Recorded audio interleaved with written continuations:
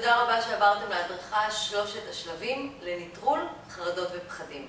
כשאני אומרת שלושת השלבים אני מתכוונת לשלושה שלבים מהירים שמי שמטמיע אותם בתת המודע שלו יכול לנטרל חרדות אפילו בפחות מ3 דקות. בדקות הקרובות אני עומדת לספר לכם על שלושת השלבים שאני הטמעתי אותם בתת המודע שלי ואפשרו לי לנטרל חרדות ופחדים כשעוד הם ממש רחוקים.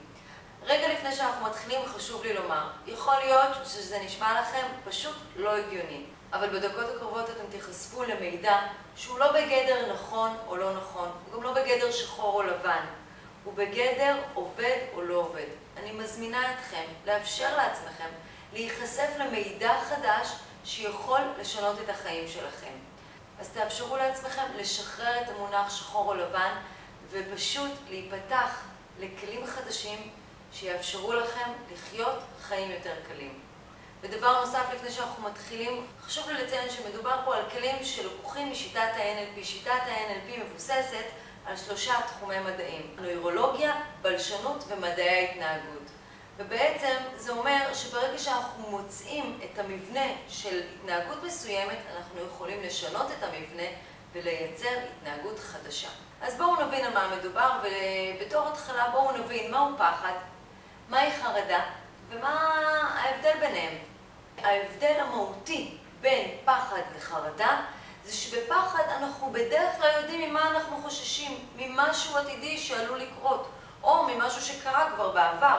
לעומת זאת בחרדה אנחנו חווים חרדה, אנחנו חווים את תחושת הפחד בתוך החוויה שלנו, אבל אנחנו לא יודעים ממה, אנחנו לא יודעים למה, ובגלל זה כל כך מתסכל, כי אנחנו חווים תחושה איומה ואנחנו לא יודעים להסביר לעצמנו מה הבעיה.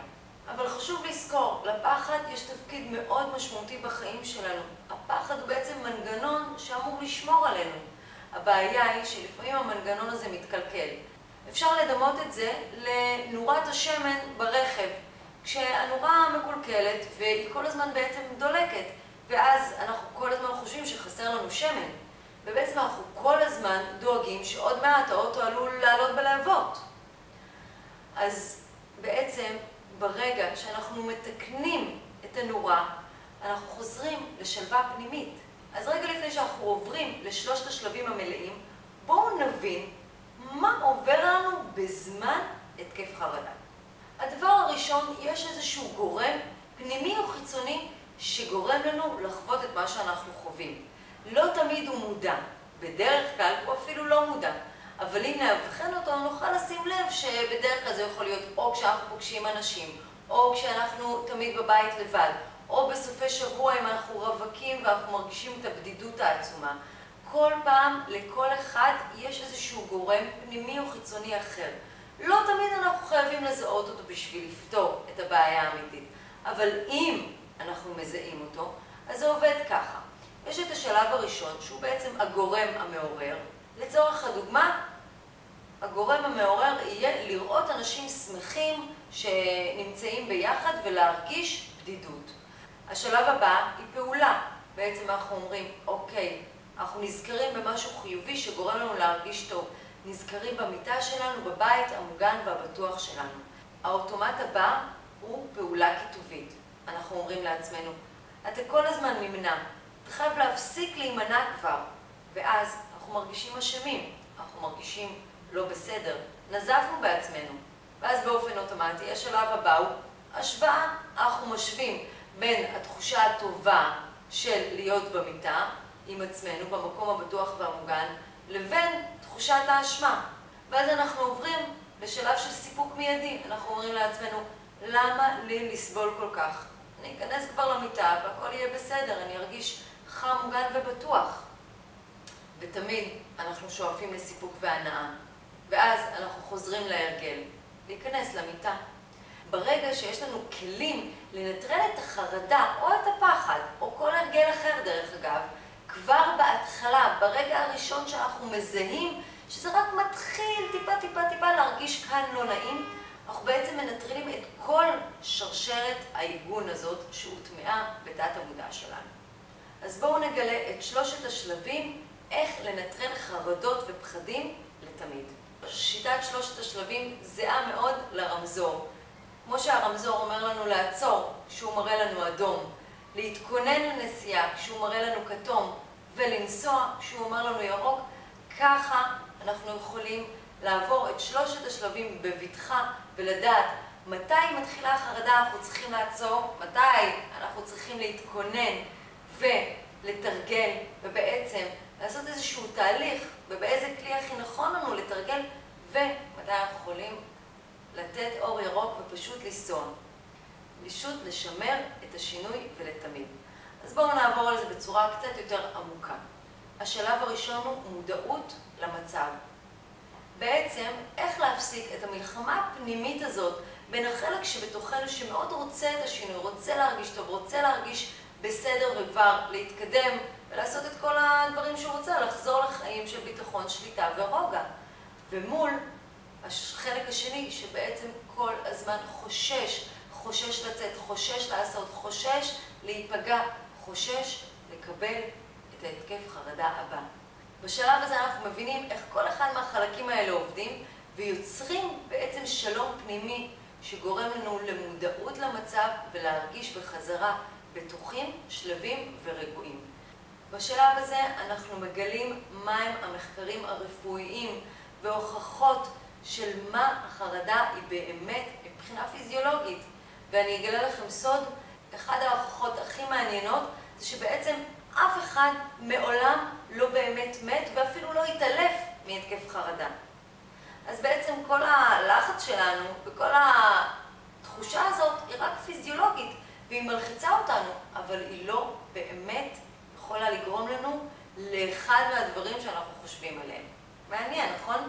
השלב השני הוא מודעות לתרגול. ופה יש משהו מאוד מאוד מעניין. בעולם יש מגוון רחב של אפשרויות ושל כלים וטיפולים, ועדיין אני שומעת הרבה מאוד אנשים שמגיעים אליי ואומרים לי, זה עזר לי רק לאותו הרגע, או שזה בכלל לא עזר לי, ממש לא עזר. והשאלה המעניינת היא למה זה לא עוזר. לכל אדם יש צרכים שונים, הרי אנחנו שונים בסופו של דבר. יש אנשים שהם יותר מחשבתיים, הם צריכים הסברים, הם צריכים הוכחות מדעיות, הם אוהבים את העולם המחשבתי. הם מתחברים לעולם המחשבתי. יש אנשים אחרים שהם יותר רגשיים, תחישתיים. הם מדברים רגש, הם חווים רגש בעוצמות מאוד גבוהות, והדבר שהכי עובד עליהם זה כלים רגשיים. יש את האנשים האחרים שהם יותר מתחברים לדברים התנהגותיים. הם רוצים שיפעילו אותם, הם אוהבים לעשות דברים והם מרגישים שזה הדבר שהכי עובד ופועל עליהם. ברגע שאנחנו מוצאים את התרגול שאנחנו הכי מתחברים אליו, הוא יהיה התרגול שהכי עובד עבורנו. זה לא אומר שאנחנו או זה או זה או זה. יכול להיות שאנחנו נהנה גם ממגוון רחב של תרגולים, אבל תמיד יהיה משהו שאותו נאהב יותר. תמיד יהיה משהו שאליו נתחבר יותר. וזאת הגדולה של שיטת שלושת השלבים, שאתם בעצם מוצאים לעצמכם את התרגול המדויק והמתאים לכם. אז בשלב השני של מודעות לתרגול, אנחנו בעצם רוצים למצוא את התרגול הכי מתאים לנו, לחזק את הביטחון העצמי, לדעת לנטרל את החרדה עוד בראשיתה ממש מתי שהיא רק מגיעה, ולדעת שבכל רגע נתון ובכל סיטואציה יש לנו את הכלים המדויקים ומתאימים לסיטואציה, לעצמנו ולמצב. אז אחרי שכבר יש לנו מודעות למצב, יש לנו מודעות לשינוי ואת כל מגוון הכלים האלה, אנחנו עוברים לשלב הבא והאחרון, שהוא קצר ומאוד ממוקד, שימור השינוי. הדבר הכי חשוב לנו בעצם, בסופו של דבר, זה שהשינוי יישמר לתמיד, אחרת למה התאמצנו? אם הרגשנו טיפה טוב, זה לא פתר לנו את הבעיה, אנחנו רוצים להרגיש באמת טוב, מהר ולתמיד. בשלב השלישי, מודעות לשינוי, אנחנו מאפשרים לעצמנו להטמיע בתת המודע שלנו את השינוי, ככה שהשינוי האידיאלי יישמר לתמיד בתוכנו. יש אחת מהנחות היסוד ב-NLP שאני מאוד אוהבת, שהיא אומרת, האנרגיה זורמת אל המקום בו תשומת הלב מתמקדת. ובעצם על ההנחה הזאת מבוסס השלב השלישי. כי בעצם אנחנו רגילים להתמקד בבעיה, בקושי, בסימפטומים, אבל ברגע שאנחנו מסיטים את העיניים שלנו ומתחילים להתמקד בכלים שלנו, ובאיך אנחנו רואים את העתיד שלנו לאחר השינוי, בעצם באופן אוטומטי ההרגשה שלנו משתנה. בנוסף למיקוד בשינוי, יש לנו בעצם את הסגנון דיבור שלנו, את איך שאנחנו חושבים ואיך שאנחנו מדברים.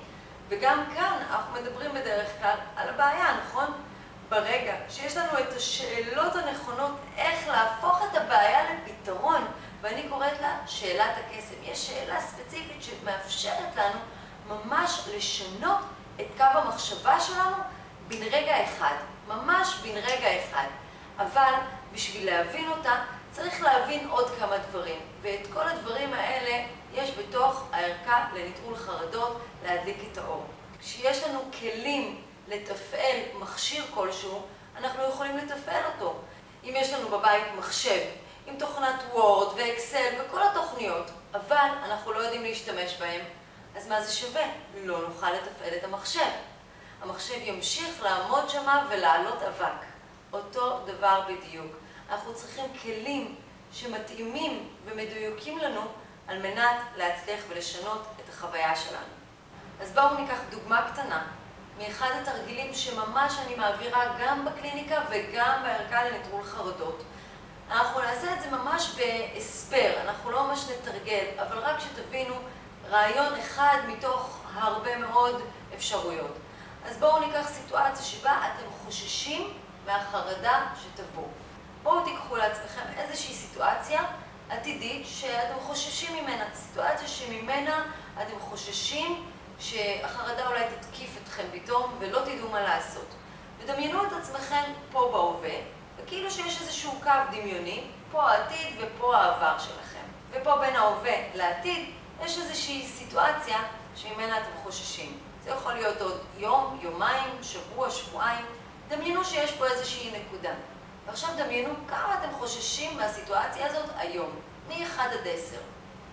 10, 8, 7, תרשמו על הדף. עכשיו, דמיינו שאתם עוברים מעבר לסיטואציה הזאת, ואתם נמצאים עכשיו, כאילו ריחפתם מעבר לסיטואציה הזאת, ואתם עוברים לרבע שעה אחרי הסיטואציה, כשהיא הסתיימה בהצלחה. היא הסתיימה בצורה האידיאלית ביותר שיכולה להסתיים. ממש הייתם הרבה יותר ממה שאתם חושבים שאתם יכולים בכלל להיות. פשוט חייכנים, שמחים, מאושרים, רגועים. הכל עבר לא רק בשלום, באופן אידיאלי. הכל בסדר. ואתם נמצאים פה רבע שעה אחרי הסיטואציה. אתם אפילו אולי מחייכים, ממש שמחים ומאושרים. יש כאן חתול אבל הוא לא מפריע לנו. ועכשיו תבדקו, כשאתם נמצאים בסיטואציה הזאת, רבע שעה אחרי הסיטואציה שבעבר חששתם ממנה, איפה נמצאת החרדה? יכול להיות שהיא נעלמה? הגיוני שהיא נעלמה. כן. תחשבו על זה. תחשבו על זה ותבדקו מ-1 עד 10 כשאתם מחייכים. איפה הפחד? איפה החשש? מה השתנה? הכל בסדר. אז אתם יכולים לקחת את החוויה הזאת ולהחזיר אותה לכאן, ממש להווה שלכם, להטמיע אותה בלב שלכם, לקחת נשימה עמוקה.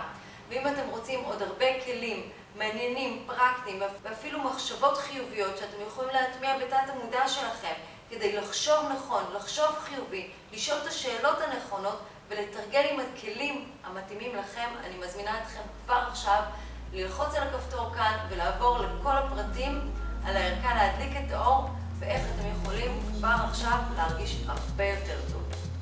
אני מאחלת לכם רק טוב ובהצלחה. להתראות.